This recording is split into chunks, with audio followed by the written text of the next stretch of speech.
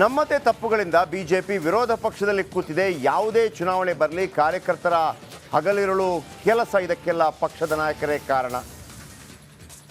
ವಿಜಯೇಂದ್ರ ಹೇಳಿದ್ದಾರೆ. ಮೈಸೂರು ಬಿಜೆಪಿ ಕಾರ್ಯಕರ್ತರ ಸಭೆಯಲ್ಲಿ ಈ ಹೇಳಿಕೆಯನ್ನು ಕೊಟ್ಟಿದ್ದಾರೆ ವಿಜಯೇಂದ್ರ. ಅಧಿಕಾರಕ್ಕೆ ಬರುವ ಮುನ್ನ ನಾಯಕರೆಲ್ಲ ನಾವು ಅಂತಾರೆ, ಅಧಿಕಾರ ಸಿಕ್ಕ ಮೇಲೆ ನಾನು ಅಂತಾರೆ. ವಿಜಯೇಂದ್ರ ಪಕ್ಷದ ನಾಯಕರ ಬಗ್ಗೆನೇ ಮುನಿಸಿಕೊಂಡ್ರ. ಬಿಜೆಪಿ ಕಾರ್ಯಕರ್ತರ ಸಭೆಯಲ್ಲಿ BY ವಿಜಯೇಂದ್ರ ಭಾಷಣ ಮಾಡಿದ್ದಾರೆ. ಅಧ್ಯಕ್ಷನಾದ ಬಳಿಕ ರಾಜ್ಯಾದ್ಯಂತ ಪ್ರವಾಸ ಮಾಡ್ತಾ ಇದ್ದೇನೆ. ಯಡಿಯೂರಪ್ಪ ಒಂದು ಮಾತು ಹೇಳಿದ್ದಾರೆ. ರಾಜ್ಯದಲ್ಲಿ ಅನೇಕ ಹಿರಿಯರಿದ್ದರೂ ಸಹ ನಿನಗೆ ಅಧಿಕಾರ ಕೊಟ್ಟಿದ್ದಾರೆ. ಒಂದು ಕ್ಷಣವೂ ಸಹ ವಿಶ್ರಾಂತಿ ಪಡೆಯದೆ ಲೋಕಸಭಾ ಚುನಾವಣೆಯಲ್ಲಿ 20 ಕ್ಷೇತ್ರಗಳನ್ನು ಗೆಲ್ಲಿಸಬೇಕು. ಇದೇ ಕಾರಣಕ್ಕೆ ಬಿಜೆಪಿ ವಿರೋಧ ಪಕ್ಷದಲ್ಲಿ ಕೂತಿದೆ. ಬಿಜೆಪಿ ಅಧಿಕಾರಕ್ಕೆ ಬಂದ ಮೇಲೆ ಕಾರ್ಯಕರ್ತರು ಮತ್ತು ನಾಯಕರುಗಳು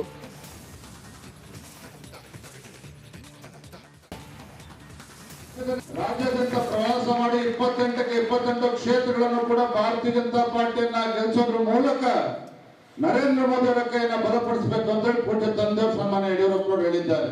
ನಾನು ಕೂಡ ರಾಜ್ಯಾದ್ಯಂತ ಪ್ರವಾಸ ಮಾಡ್ತಾ ಇದ್ದೇನೆ. 6 ತಿಂಗಳ ಹಿಂದೆ ರಾಜ್ಯದಲ್ಲಿ ವಿಧಾನಸಭಾ ಚುನಾವಣೆ ನಡೆಯಿತು. ನಮ್ದೇ ಆದಂತ ತಪ್ಪಿನಿಂದ, ಪಕ್ಷದಲ್ಲಾದಂತ ವ್ಯತ್ಯಾಸಗಳಿಂದ ರಾಜ್ಯದಲ್ಲಿ ಭಾರತೀಯ ಜನತಾ ಪಾರ್ಟಿ ಅಧಿಕಾರದಿಂದ ದೂರ ಉಳಿದು ವಿರೋಧ ಪಕ್ಷದಲ್ಲಿ ಕೂರ್ತಕ್ಕಂಥ ಸಂದರ್ಭ ಸೃಷ್ಟಿಯಾಯಿತು. ಇವತ್ತು ರಾಜ್ಯದಲ್ಲಿ ಭಾರತೀಯ ಜನತಾ ಪಾರ್ಟಿ ವಿರೋಧ ಪಕ್ಷ ಸ್ಥಾನದಲ್ಲಿ ಕೂತಿದೆ ಅಂತ ಹೇಳಿದ್ರೆ ಅದಕ್ಕೆ ಕಾರಣ ಭಾರತೀಯ ಜನತಾ ಪಾರ್ಟಿ ಅಲ್ಲ. ಅದಕ್ಕೆ ಕಾರಣ ಭಾರತೀಯ ಜನತಾ ಪಾರ್ಟಿನಲ್ಲ, ಅದಕ್ಕೆ ಕಾರಣ ವೇದಿಕೆ ಮುಂಭಾಗ ಕೂತಿರ್ತಕ್ಕಂಥ ನಿಮ್ಮಂತ ಕಾರ್ಯಕರ್ತರು ಸಹ ಅಲ್ಲ. ಕಾರ್ಯಕರ್ತರು ಹಗಲು ರಾತ್ರಿ ದುಡಿತಾರೆ. ಯಾವುದೇ ಚುನಾವಣೆ ಬರಲಿ, MLA ಚುನಾವಣೆ ಬರಲಿ, MP ಚುನಾವಣೆ ಬರಲಿ, MLC ಚುನಾವಣೆ ಬರಲಿ, ಯಾವುದೇ ಚುನಾವಣೆ ಬಂದು ನಮ್ಮ ಕಾರ್ಯಕರ್ತರು ನಾನೇ ಶಾಸಕ, ನಾನೇ MP ಅಂತೇಳಿ ಹಗಲು ರಾತ್ರಿ ನಿಮ್ಮಂತವ್ರು ದುಡಿತಾರೆ. ಆದ್ರೆ ನಮ್ಮ ನಾಯಕರುಗಳು ಚುನಾವಣೆ ಗೆಲ್ಲ ತನಕ ನನ್ನ ಕಾರ್ಯಕರ್ತ, ಚುನಾವಣೆ ಗೆಲ್ಲೋದಕ್ಕೂ ಮುಂಚೆ ನಾವು ಅಂತ ಮಾತಾಡ್ತಕ್ಕಂಥ ನಮ್ಮ ಪಕ್ಷದ ಹಿರಿಯರು ಅಧಿಕಾರ ಬಂದ್ಮೇಲೆ ನಾನು ಅಂತ ಹೇಳ್ಕೊಂಡು ಯಾವಾಗ ಓಡಾಡಕ್ಕೆ ಶುರು ಮಾಡಿದ್ರು ಅವತ್ತಿಂದ ಭಾರತೀಯ ಜನತಾ ಪಾರ್ಟಿ ಹಿನ್ನಡೆ.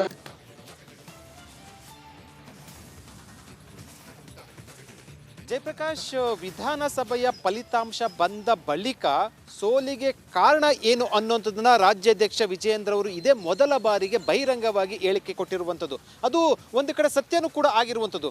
ಕಾರ್ಯಕರ್ತರು ಮತ್ತು ನಾಯಕರ ನಡುವಿನ ವ್ಯತ್ಯಾಸ ಏನಿದೆ, ಭಿನ್ನಾಭಿಪ್ರಾಯ, ಅದು ಸೋಲಿಗೆ ಕಾರಣ ಅಂತ.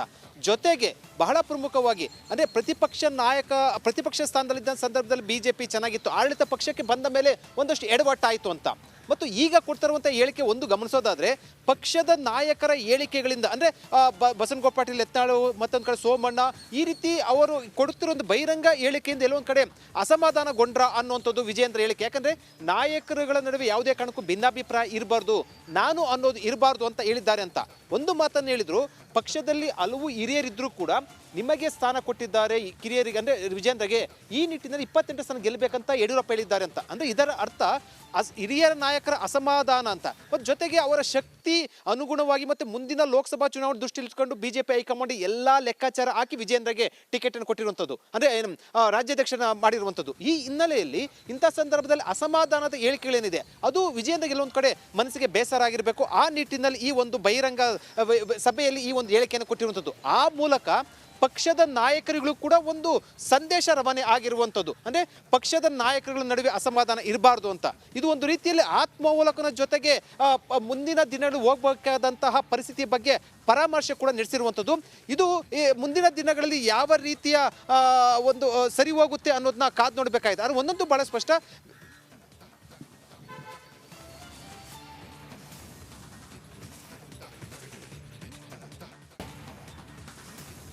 ಥ್ಯಾಂಕ್ ಯು ನಿಮ್ಮೆಲ್ಲ ಮಾಹಿತಿಗಾಗಿ. ಇನ್ನಷ್ಟು ಅಪ್ಡೇಟ್ಸ್ ಕೊಡ್ತೀನಿ, ಕ್ಲಾರಿಫೈ ಆಗಿ ಕೊಡ್ತೀನಿ ಮುಂದಿನ ಬುಲೆಟಿನ್ನಲ್ಲಿ.